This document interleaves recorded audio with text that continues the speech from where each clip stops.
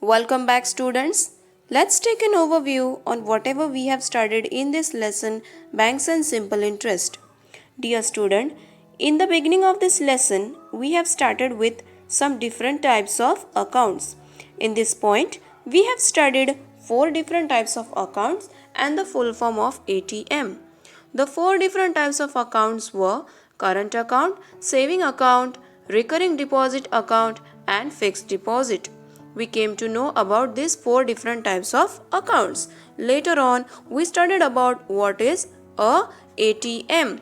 ATM is the thing with the help of which we can directly take the money as much we are needed anytime anywhere. Okay, for that we just need to have an ATM booth closer to the destination. Okay, so that is what is ATM. After that we started studying some examples. First we came across different things present in the passbook, right? Those are the different terms.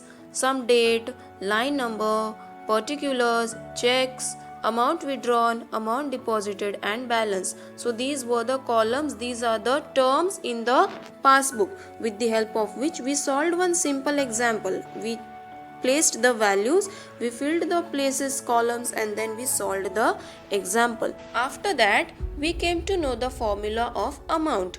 Amount is equal to principal plus interest.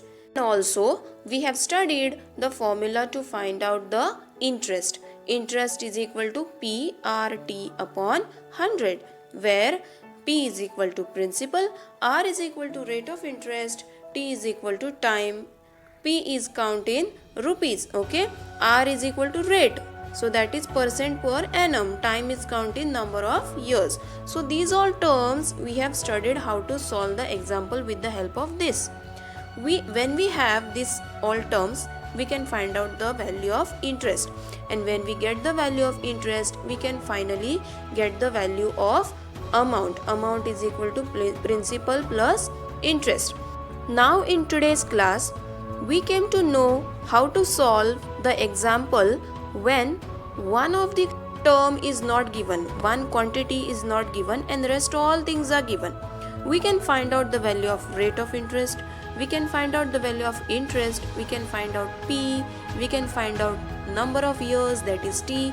Any quantity can be found when other quantities are given. So these all examples we have studied in today's class. I hope you understand this today's period. Here we have covered with the lesson Banks and Simple Interest. In the next class, we shall start with the new lesson, lesson number 11, Circle. Thank you.